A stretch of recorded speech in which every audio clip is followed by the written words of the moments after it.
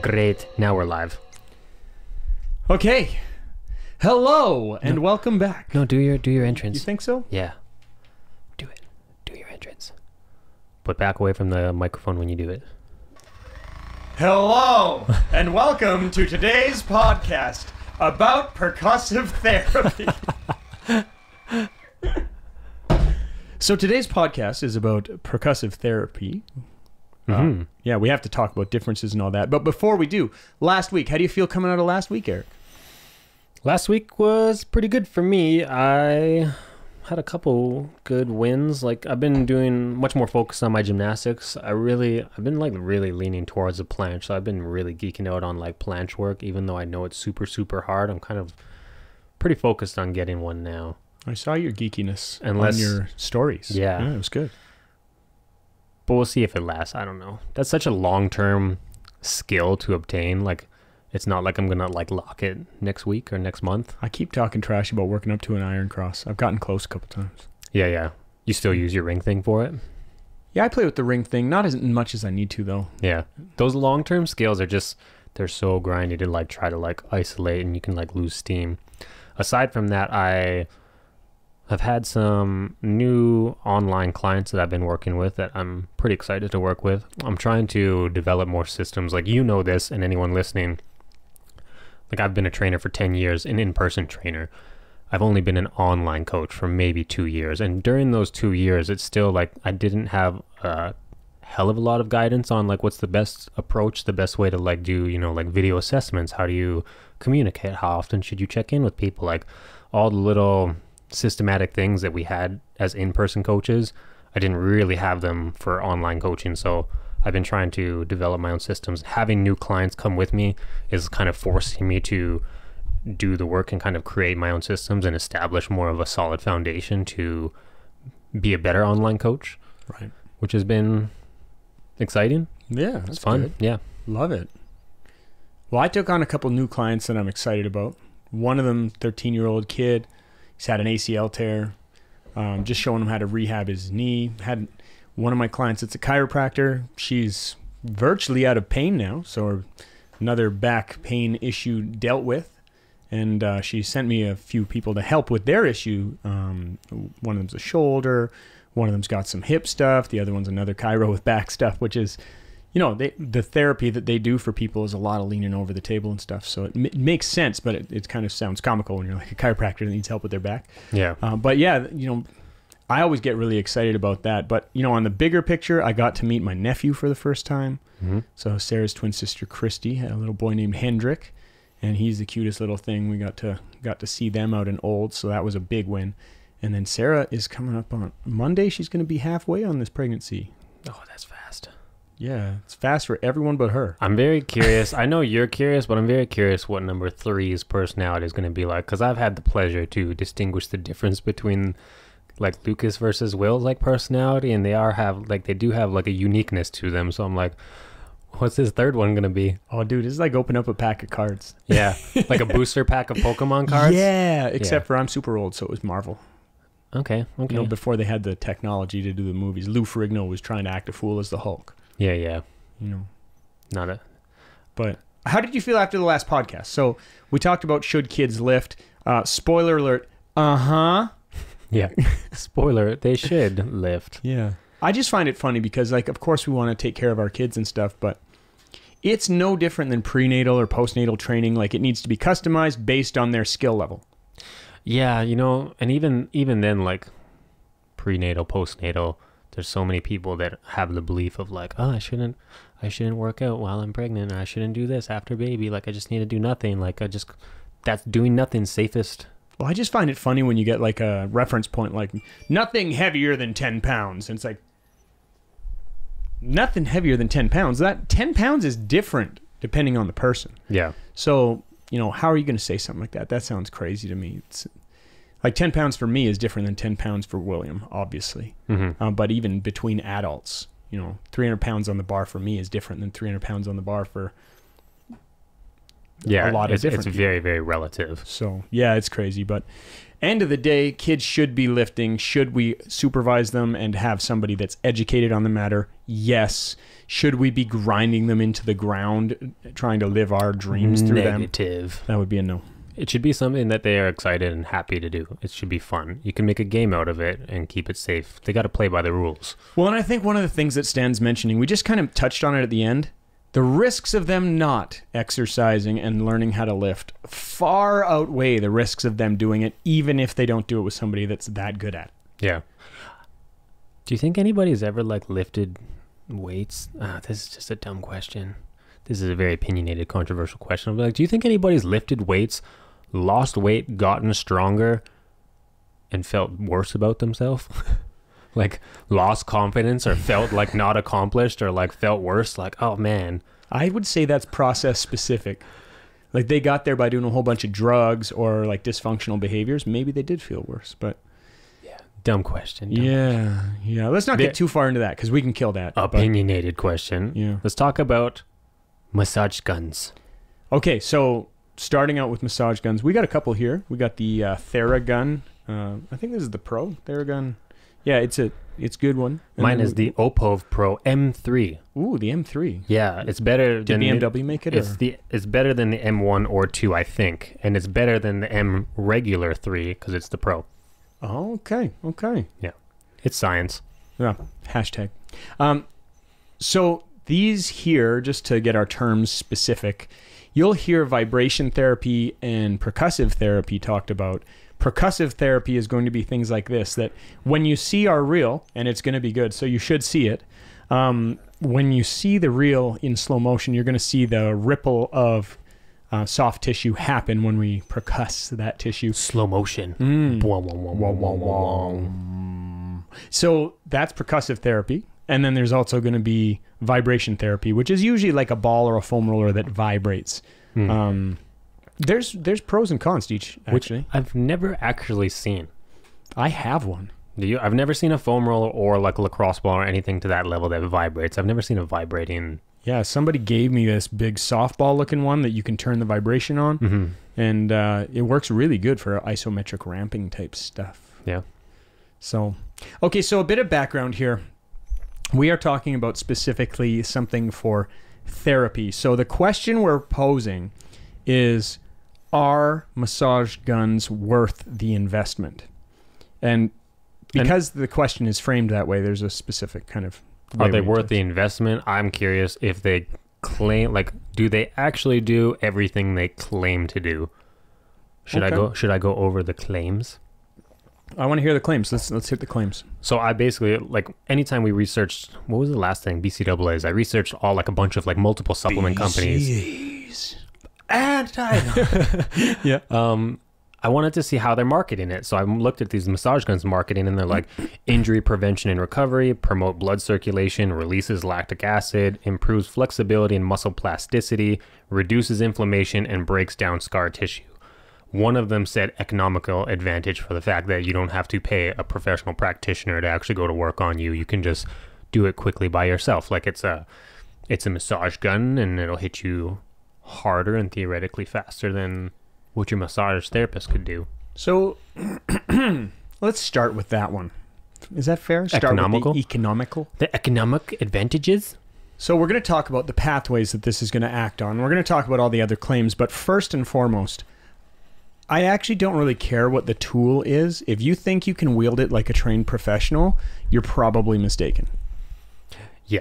Because I've seen a lot of people get these and they're like, oh, I got this pain in the front of my shoulder. I'm going to hammer it with this thing, but it doesn't go away. And it's like, oh yeah. Well, just so you know, if you have capsular tension in your shoulder, that's a rear part of the shoulder issue, but you feel it on the front side. So a closing angle pinch, like somebody going into shoulder flexion, ow, pinch. That's an issue of the posterior capsule not opening up. So posterior capsule's tight, so you get a pinch at the front. So an untrained person or somebody who just is guessing, which is what most of it is, would start hammering on the front of the shoulder, being like, "Ooh, it's tight. I got to deal with it." So really, when we start talking about economical, I don't think it's a big jump to say, listen, a therapist, you put the same tool in the hands of a trained therapist, it's probably more valuable. Could we agree on that? Yeah, my headspace when I go to the economical advantages kind of was thinking the same thing. Like from a bunch of the articles that I was reading that I agree with was like, yeah, if you get one of these, you should probably go and see your massage therapist and be like, can you give me some general guidance on how to use this? Which I personally have not done. Like when I did buy this, I bought it more as a toy. It was cheap on sale, good price, and I want to screw around with it. But I haven't like used it like focused and isolated, nor do I know how or where or all the tools that came with it, like all the different little massagey heads on them. Like, Yeah. I don't know. They just, that one feels good in this location. Right. But Yeah, so if we talk about the economics of it, sure, it's cheaper than a massage. Like you can buy a really expensive one, like the Theragun Pro that I have is not cheap. baller. No. Well, I got it on sale. Sure you did. You know, Big money banks. anyways, even if it's, let's say you're paying $500 for one of these things, how many massages is that? Like maybe 5 tops. Yeah. And so it's like, okay, so I can see where they're coming from with that. But my real issue is if you don't have direction to where you should be targeting, we can just be doing a whole bunch of guessing, and that's wasted time often. I think it would be fair to say, too, that the comparison really matters on what you're economically comparing it to. If you're trying to say it's the equal to a massage therapist, you're probably mistaken. But if it's economically, you get a cheap one, like I think mine was like 40 or 50 bucks. Economically, if I got a cheap one and I like gunning myself before and after a workout and it just makes me feel better, then maybe it's worth it. Yeah, so my biggest issue with that one is if you think you can replace a trained professional, you're probably mistaken. I think that's fair to say. If you have the guidance of a trained professional saying, hey, you have an issue specifically here and I want you to take care of that tissue, then all of a sudden that argument bears a lot more weight. Yeah, so the specifics matter. So, Context. The challenge is what are we actually doing and why, which I think segues into, okay, what are we doing with therapy? What's the goal? Because for me, I get a little bit fired up on this topic because I'll have somebody say, oh, I'm just tight, I need to stretch. And I'm like, okay, so your position is that stretching is going to alleviate the dysfunction at that joint? Mm-hmm. Yes. Okay, tell me why. And well, if we don't know what we're treating, why we're treating it, then who knows? It's guessing. This has also upset you for years. I've been in courses where you're teaching people and you're like, who stretches every day? And people are like, me. And you're like, how's that going for you? Do you like more flexible than the rest of us? And they're like, So here, let's back it up and get it a little bit less fired up here. So the body is going to respond to things that it's given as far as stimulus. The question is, what is responding? So when you say, what is the goal of training? Well, essentially, we're training our brain. So your brain actually has an axon that goes down to a motor unit. And that particular motor unit, set of muscle cells, is going to be activated when your brain asks it to be. Mm-hmm. That's fair, right? So somebody that says, well, I just have tight hamstrings. A, you're assuming that that's just how you were born, which is probably not true. B, you're assuming that it's just a mechanical issue. Like, oh, my hamstring is somehow shorter than yours. like that hamstring was smart enough to know that it should tighten up for a reason independently. Oh, it's just shorter in general, which is not true. It's a neurological component. Mm-hmm. So your brain is asking for it to be short. What if your brain is asking your hamstring to be short because your lumbar can't act the way that it needs to? Mm-hmm. So it's asking your hamstring to tighten up to hold a particular position. Let's say we loosen that up and then we go try to do something and we don't have any understanding why it was tight in the first place. The chances of you having an issue are higher. Mm-hmm. So the concept first is, okay, well, the body is going to respond to two things. A, it's going to be a biochemical response, meaning, my muscles are going to be sore after a workout. I have like an upregulation of creatine kinase, which is like a muscular damage kind of marker that they use. And it's like, okay, so that soreness is there specifically because of that chemical byproduct. Or it's going to be a structural issue, which comes back to your brain. My brain is saying this needs to be tight here for some reason. It could be a lot of things. But if we're not assessing and we're just going to randomly stretch the hamstrings, we actually have the opportunity to do more harm than good. So the first thing to understand when we talk about all of this is, okay, so it's going to be biomechanical or biochemical, or it's going to be neurological. So biochemical or neurological. The way that your brain asks your muscles to function, you can change by giving your body better awareness and control. Mm-hmm. So that's kind of what pre-frames a lot of this for me. It's like, well, you know, I have a bad shoulder. It's sore on the front. So I just need to stretch more. I'm like, cool. So what specifically are you going to stretch? Oh, the front, because it's tight. I'm like, oh, okay, cool. Have you thought about seeing somebody to assess the shoulder and see what's missing there? And I've seen it. They try to do a rotation with their shoulder and they're missing the entire back range. I'm like, the problem seems like it's not that front part. Mm-hmm. It seems like you actually need to figure out how to get your arm rearward. Yeah. So this whole thing comes back to what is the actual thing we're trying to accomplish? And what we are trying to accomplish is we want our brain to operate our tissues better. So I think everything gets framed by that. Mm-hmm. So from there, we've talked about, okay, well, what exactly is the question? The question is it worth it, right? And does it do what it claims? It's kind of a two-part question. So framing it that way, it's like, okay, so having a therapist is likely going to help me so I know the area. So economically viable, I'll give it a meh, M-E-H. Meh. So what's the next one there? We have a few different things that it claims. Let's talk about that. Some of them run in. A lot of it can be boiled down to like moving the fluid around, like flushing the fluid out, like promoting oxygenated, like rich blood, and like flushing lactic acid and things like that. So that's circulation. A lot of it being circulation. Okay, so with lactic acid, does lactic acid sit in the muscle? Yeah, it just sits there. Just sits and hangs out. Why are you trying to hurt me? So lactate is essentially buffered and swished out of the muscle as soon as it's created. Yeah. It's not something that's just going to sit in your muscle, nor is it the function that actually causes muscle damage. It's actually an inhibitor. Mm-hmm. And the liver will recycle it back into carbohydrates. Mm-hmm. So that's lactate. So clears lactic acid. It's not sitting in your muscles in the first place. That one, good luck finding research on it. So the massage gun doesn't just pump it out of the section, that location that you're pumping? No, and in fact, I would actually say using it right afterwards, clearing all the byproducts that we've worked so hard for, mm-hmm. is probably not a great idea. You probably want to give some space after your workout before you use it. Okay. But most of the research that they've done on this is talking about circulation. So like the lactate thing is a real hard sell for me. Mm-hmm. But let's talk about circulation. Circulation, is that fair? Do it. Me? Yeah. What? Okay.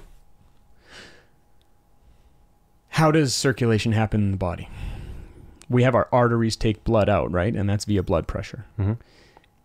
The way that the blood comes back up is a system of valves. So like a varicose vein means a valve is busted so it can't get up. So mostly movement is responsible for compressing the veins to push blood up to the next little valve that stops it. Yeah. So circulation can be massively changed by something like compression, a positive force. You could say negative force, like cupping, pulling out as well to open up space, and then when you release it would compress. But usually our body responds by muscular contraction will push blood back up to the heart and reoxygenate it and then pump it out again. Mm-hmm. So as far as circulation, I would say that this is an absolute truth. When they research circulation, it's like, well, does it get more circulation there? I don't think there's any question. Like, I don't even think that that's a question that they would pose in research, being like, hey, can I actually cause annoyance at that area to get circulation to improve? The answer is yes. Like, the answer is just straight up yes. They're not going to say, well, does it improve circulation? It does. And can that be a good thing? I would say, yeah, it's an irritant, just like massage. Yeah. An irritant and compression is going to cause a change in circulation. Yeah. So that one, I think that's fair. That's a fair assertion. So to that point, what I was trying to search for when I was researching this, like, okay, it may aid in circulation. Exactly how beneficial is that going to be towards muscle soreness and recovery, though? I was looking for like a precise answer, like it improved this by 17%, because if these guns are as expensive as people as they are, like anywhere from $50 to $400, if somebody's buying a $400 gun, are they only buying 2% of a kick, or are they buying 20% of a kick? So hard to find. Yeah, so there was a couple studies, one by Liu and others in 2019. Yeah. And they were talking about significant reduction in soreness from 22, 48 to 72 hours intervals. Mm-hmm. So they said significant reduction. They were doing that based on a perceived scale of soreness. So biggest difference in muscle soreness with that study was seen at 48 hours. So it reduced? Yeah. So biggest difference between somebody who wasn't using percussive therapy versus somebody who was seen at 48-hour mark. Okay. So I think that one's okay. But how much was that perceived? Like if they perceived soreness at a 7, did it knock them down to a 5 or did it eliminate? So basically I need to get back into exactly what the study was saying, but it was a perceived soreness level and they said significantly. So I think the marker that they used was like over 20% difference or something. And then something I have with that, again, all these studies, you know, me and you have already discussed that there's missing pieces in it. A study like that, I would be curious on like, well, what was the fitness level of all these said people. And I read something from a doctor who said that the tool's effectiveness may diminish with too frequent usage. Like if you use that massage gun every single day for weeks and months and you're trying to recover, that it's actually your body's going to adapt to it and it's going to become less effective. Yeah, well, and some of it is the way that they actually qualify the results and the conversation around what they found. So there's another 2 studies that I found, and one of them is Imtiaz and others in 2014, and the other one is Yodis and others in 2019. And they were talking about they lead to early reduction of pain. And in the conversation afterwards, they talked about how it could help prevent further injury in subsequent exercise. And further injury is a really interesting concept because it's like, well, are you talking about muscular damage or are you talking about actually like musculoskeletal injury? Yeah. And so then they talked about another one was Benito in 2019. He talked about like sit and reach test. They would do that, then they'd apply percussive therapy, and then they'd retest. But here's the thing that I have a problem with that. With the sit and reach test, were they hammering the hamstring directly? So yeah, better sit and reach score would be, they said, was a decreased risk of lower back injury. So what they did is they applied it directly on the calves for knee injuries, and then they did vibration therapy of the lower body, meaning directly on the hamstrings and lower back to check the sit and reach scores.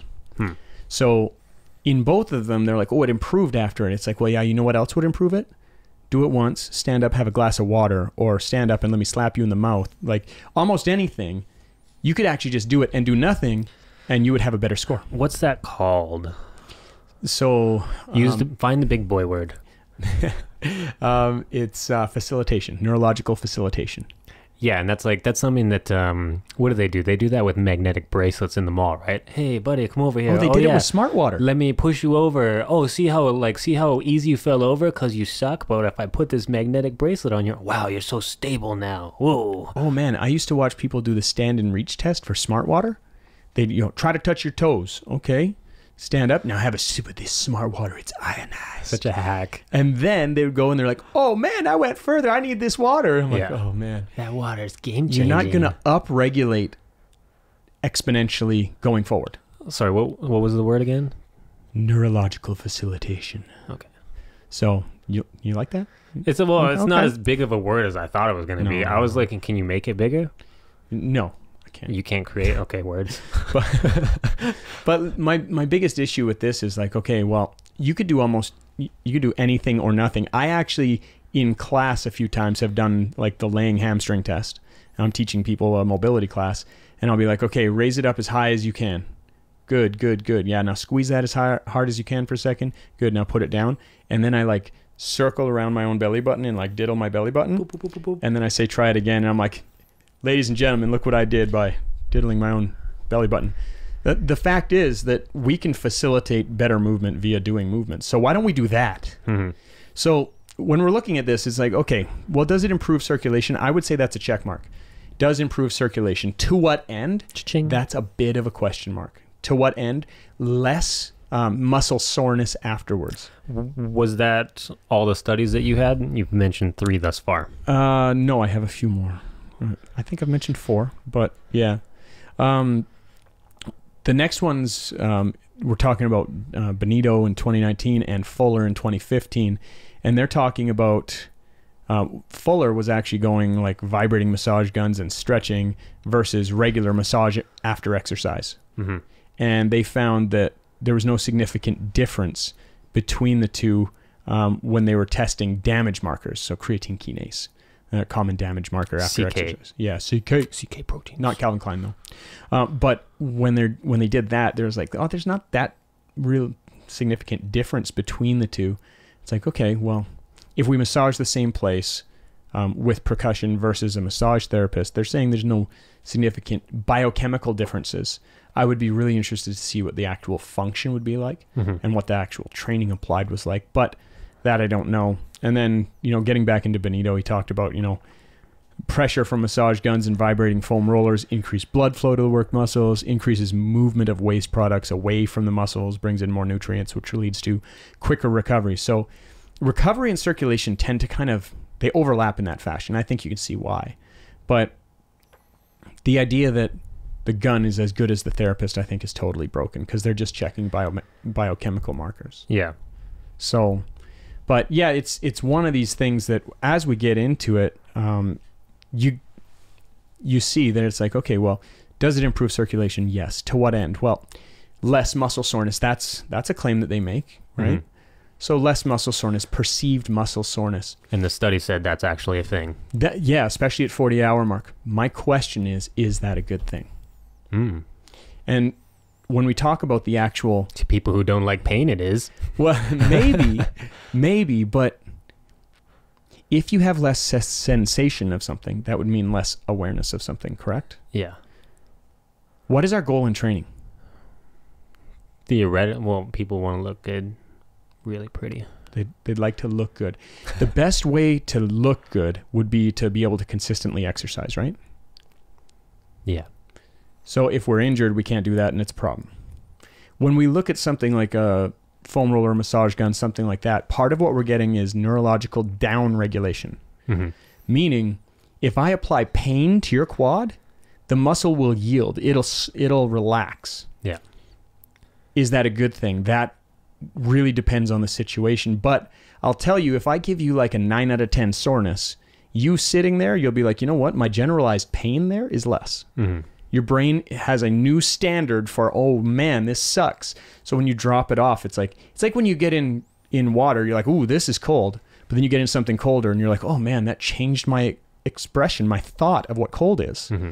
It's the same thing. You apply pain to an area, it's going to down-regulate. So anything less than that is now less than that. It's weird. I'm going to go on a tangent because that's just what I like to do. But Get it? A random tangent, sorry, so you can pull me back. But everything you're just saying, I was thinking about that when I was walking the dog this morning, about people's perceived level of stress and how it's relative. Being, if this is your minimum stress and this is your maximum, well, your maximum is going to feel like a 10 out of 10 until you hit 20, and then you're going to have a new maximum, and then that 10 might not be quite as important anymore. Or you explode into dysfunction. Or you spontaneously combust. Explode, not implode? Anyways, we can go back. It actually bears mentioning because it is a neurological expression, which is true of pain as well. So it's like, okay, well, I'm not saying that people with back pain are making it up or anything, but the brain gets more of what it has, right? Mm-hmm. So if you notice pain there and you zone in on that, it tends to be something that's escalating until you figure out how to de-escalate that. Mm-hmm. So I have a back pain client that she's had a disc issue and spinal issues for ages. And one of the ways that I can get her to refocus and be away from it and say, I had a good day today, is to make something else sore. I've had a very similar result with people that have fibromyalgia. Just give them something for the neurological system to focus on rather than generalized pain, and you often see big changes. Major Pain did that to one of his comrades on the battlefield. Yeah. He broke his pinky. Yeah. You want me to show you a little trick? Take your mind off that pain? He was going to do that to a 4-year-old. Yeah, he was. It was such a good movie. But basically, when we reframe pain, we're down-regulating your awareness of that tissue. And most of what we need is to give people better awareness of their ranges. Mm-hmm. So assess what range they have, improve their awareness of that range, improve their control, then their strength, and watch what happens to their function. Yeah. But if we don't do that and we keep giving them, say, a bench press and keep loading the same motor unit over and over, if we're doing that on a faulty joint via the shoulder, it's not if they break down, it's when they break down and how bad. Yeah. So it's going to bring you back. And one of the strongest guys that I train, he's bench pressing like 200 kgs at 200 pounds body weight. And the big difference with him that's allowed him to get so strong is that he hasn't been hurt. Yeah. So, and that's because we protect his ranges of motion and make sure that he has awareness and control of the entire range. And we don't really train, we don't train him outside of the ranges he doesn't have control in. Yeah, he probably hits the massage gun in between each set, obviously. You know what? Kyle does use a massage gun here and there, but before bed. And we'll talk about that later. So, but the concept here is, what is the actual result? Well, if we're using a massage gun or a foam roller, very similar triggers, it's like, well, I better train awareness back to that and train control back to that. Mm-hmm. So the real end game for me is not, oh yeah, I'm just going to do this to my tissue and I'm all better. It's like, no, get up and take a walk, right? Take a wash. Go take a walk right after you've treated your hamstrings and come back and watch what'll happen. They'll be exactly where they were before you left. Yeah. So what we want to do is facilitate the neurological system and show it you have control of this space and then utilize it to keep it. Yeah. So that's, yeah, it's kind of nerdy. Do you follow me on that? I did, yeah. I think that kind of starts to roll into, as you're talking about increasing ranges, this goes into the fact of one of the claims being improving flexibility and muscle plasticity. So one of the studies that I went through, I don't got the names like you did. I just know this study was done in Australia. It was a range of motion and a maximum voluntary contraction test of the calves. Did you go over that one? Yes. So they basically had like 15 or 20 like medium trained males. So they weren't elite athletes, but they weren't sedentary. And they gunned them for 5 minutes on the calves and tested their range of motion and see if it improved. And they did see a pretty large improvement. Then they also tested a maximum contraction of the calf, and strength was basically the same. It flatlined. They had no improvement. But the end of that study was like, yeah, gunning the tissue like pre-workout can increase the range of motion. And something me and you were talking about offline was, I was like, well, you know, a lot of people I find in a general population in like your local gym, they might take that information or that study and be like, well, I should gun myself pre-workout before I do my CrossFit WOD or before I do my squats because it's going to improve my range of motion for my squats. But my question is, if you didn't have that range of motion to begin with, should you be loading it with your like working load weight? And is that actually safe for you? Because you never own those ranges to begin with. It's like people who say, well, I squat way better when there's 200 pounds on my back. When it's body weight, I can't even get past 90. It's like I can only reach ass to grass when there's 200 excessive pounds pushing me down into it. The question I come back to is that a good thing? There's 3 types of range of motion. That's what I'm asking you. Yeah, people say that there's 2 types of range of motion, but there's 3. So you have your active range of motion, fair, usually smaller than your passive, should be within 15%. Otherwise, we actually are primed for injury. And then we also have this 3rd type, which is loaded range of motion, and that can be either facilitated or inhibited, meaning when I'm squatting, if I put weight on my back, it'll help me get lower, even if I don't own that area. But if I do like a shoulder controlled articular rotation, like a shoulder circle, I do it without weight, that's my active range. I do it with weight, that's my active range. Guess what happens? It shrinks. Yeah. So that would be an inhibited range via load, and then there's a facilitated range via load, which would be that getting deeper in a squat. When we start working into ranges that we by definition don't have control of, that means our passive tissues have to do more work. That means like joint capsules, ligamentous structures, cartilage structures. That's a bad idea. Like I don't think that's a good idea at all. But people do it. Sometimes they get away with it. Is it a good practice though? I would say no. When we start getting into like the other study that I brought up with is what is it? Di Benito and others. They talked about how vibration and non-vibration foam rolling can actually help dynamic balance and perceived joint stability after they've been through a system of fatigue. Meaning, again, it's talking about recovery, but the thing that I'm most interested in is how is the brain actually looking at what's happening? Are we helping ourselves function better? Because if we're doing anything, what we should be looking at is it helping me? right? That's a fair statement to make. How do you figure out whether it's helping you? Well, improved stability, improved control, and awareness. We actually don't get a big win on percussive therapy with awareness. So I would actually say, if we're going to say that this is a good thing to do pre-workout, we need to make sure that it's actually helping us function better. Because I did find a study that was talking about decreased eccentric strength after. Yeah, so I don't know if this goes hand in hand with that. Maybe not eccentric strength.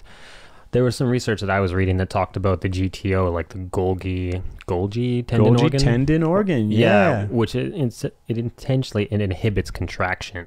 So it can relax that. It'll say it may help relax sore muscles by stimulating the GTO. And the GTO inhibits like muscular contraction. Yeah, so Golgi tendon response would be like when you try to stretch too far and then it shoots back and closes. Yeah. So if we can inhibit that action, that would allow us to go further, right? Mm-hmm. So yeah, you can see, and that stands to reason, because if it's making you less aware or notice pain less, you'll likely be able to stretch further. Mm-hmm. But again, my question is that a good thing? If you've tested somebody, say, let's take a good example. Let's say shoulder extension. How much can you reach your arm behind you? Got a wall there, so I can't do that really well. You suck at that. I know. I got the wall. But if you're testing shoulder extension and your active range is, say, 45 degrees, for argument's sake, but your passive range is 90 degrees, mm-hmm. that's like a difference of like 50%. Yeah. That's a serious issue. Like, the more space you have between what you can control and what you can't, you can go somewhere that you by definition don't control. Injury, inflammation, annoyance, pain. We can call it all of that. Yeah. So when we start talking about this, the question is, how does it function? Well, it stimulates the neurological system. It's saying, okay, here's your new level of pain or awareness, and then everything else seems like it's less. So I'm actually going to go ahead and say, for workout prep, it can work really good if not overdone. Yeah. Meaning, if I can get a little bit more out of my calf and then I train that to take control of it, mm-hmm. very good thing. If I can get a little more out of my calf and I just kind of go and do squats and whatever else and take advantage of the fact that I can get there without questioning why can I get there and do I own that range, I would say that's a very negative thing. Mm-hmm. So there needs to be a lot of assessment and thought behind this. Circulation is a check mark. Neurological, I think we've talked about pretty heavily. We're going to see if we treat too much in the same tissue, we're going to see possible downregulation, meaning you're going to be less strong in eccentric contractions. So we don't want to overdo it before our workouts. But if we're using it for workout prep and we're using it as a method to get into the range we want to train, I would say it has tons of value. And then, when we talk about soreness, we know especially in the 48-hour window, it's going to be reduced.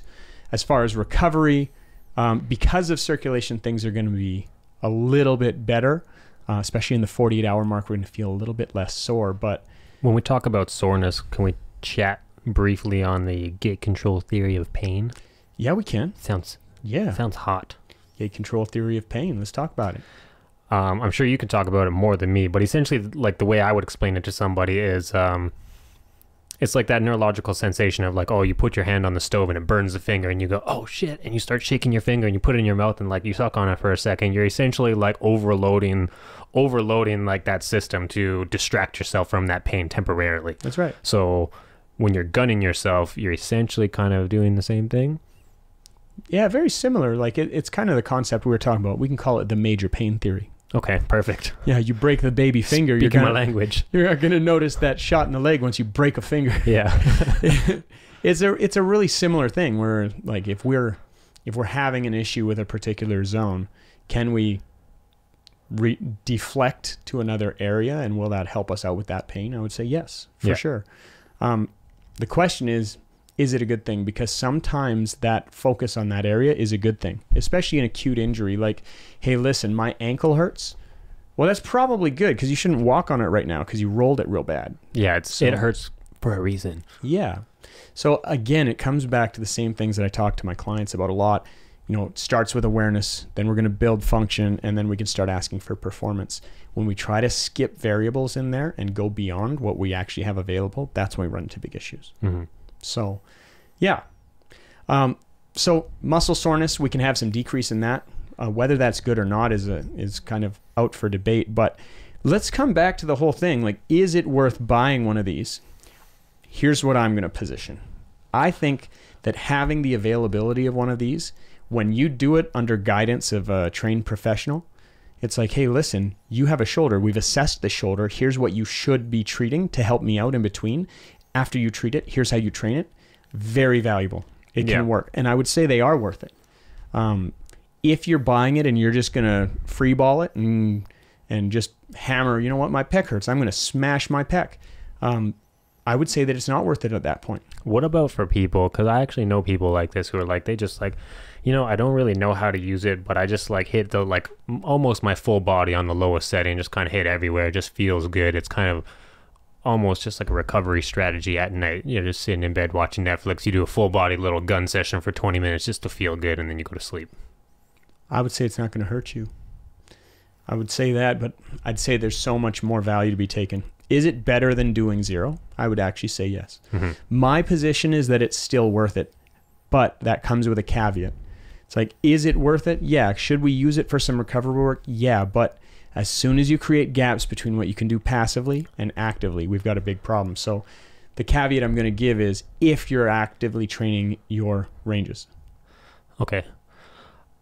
The last thing that I wanted to say on the matter before I like go into my conclusion, I guess, was I also read, and you can speak to this as well, but part of the tool's effectiveness was like how frequently you use it, and you might get diminishing returns if it's something that you lean on every single day for your training. If you're just using it every like for a year straight, every session, that you'll get diminishing returns in regards to its recovery benefits, and you're better off cycling your different recovery purposes, being like foam roll one day, do breath work day 2, and then massage gun day 3, and then maybe an ice bath day 4, depending on whatever your recovery habits are and what you believe in. But it would be mixing it up and not just utilizing it like day in, day out. Yeah, so used in a vacuum, one thing at a time, if you try to get maximum benefit out of that one thing, you're going to have diminishing returns. Mm-hmm. So HIIT training is a perfect example. It's kind of the rage right now. It's like, ooh, HIIT training. It's like, that's all training. Let's talk about that. Like, you're actually going to do something hard enough that you have to stop. That's called HIIT training. That's okay. If you're out doing cardio every day and you're doing HIIT training, the value of that, as far as the things that it purports to do, goes down the longer you do it in a row. Meaning if that's all you do, you're killing the value of it.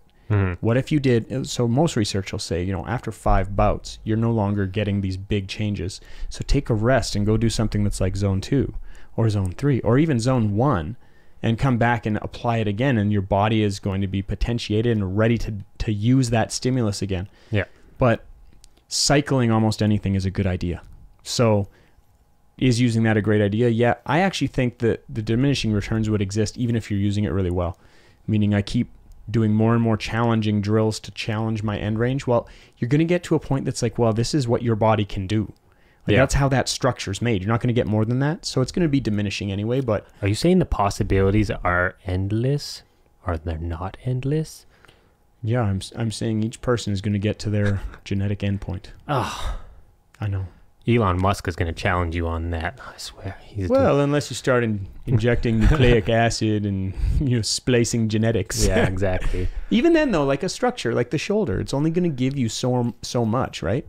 And how much do you actually need? Is it worth training past that point? Like, how much shoulder extension do I really require? I had a interesting podcast on E2 Performance with my other co-host, LJ, where we actually had just a conversation, general fitness needs of Gen Pop right now. Like, what does Gen Pop need to do? How much do they need to lift? How fast do they need to run? For how long? Big, weird conversation that we could maybe talk about one day, but we could come on E2 Performance and talk about it. We should do that. My conclusion to this, though, for me was this is a recovery-based tool, essentially. Maybe it has some other benefits other than just pure recovery, let's say. But for me, for Gen Pop, I don't feel like it's a gimmick. Some people feel like it's a gimmick. I don't feel like it's a gimmick. But what I do feel like is it's a pretty expensive tool, and it's a very specific tool that not a lot of people know how to utilize. And if you're going to spend between $50 to $400 on this tool, you better make sure that all your ducks are in a row on the other sides of recovery, being like, you better make sure, like every person I talk to is like, oh, I only get like 4 to 5 hours sleep, but that's enough for me. I'm like, is it though? So sleep, hydration, and stress management. I'm a bit of a hippie, but I have a big belief in like writing in my gratitude journal and meditation and breath work for my personal stress management, because I've had bad stress over these last 2 years. Weird. It's not like life's changed. Weird. But yeah, just in general, all of your other like recovery strategies like nutrition, sleep, water, it all better be dialed in before you go and start spending money on extra toys. This is an extra toy. That's how I feel. Yeah, so I'm going to say, let's not major on the minors. I think that's fair. You know, can they be worth it? Absolutely, they can. If used well, especially if you have guidance. But for the average person, where does the most value lie? This is like when we talked about BCAs. Do they have value? Yes. But for the average person, are they worth the investment? And on these, the answer can be yes or no. I'm going to say oftentimes people need to focus more on, you know, am I doing well with sleep?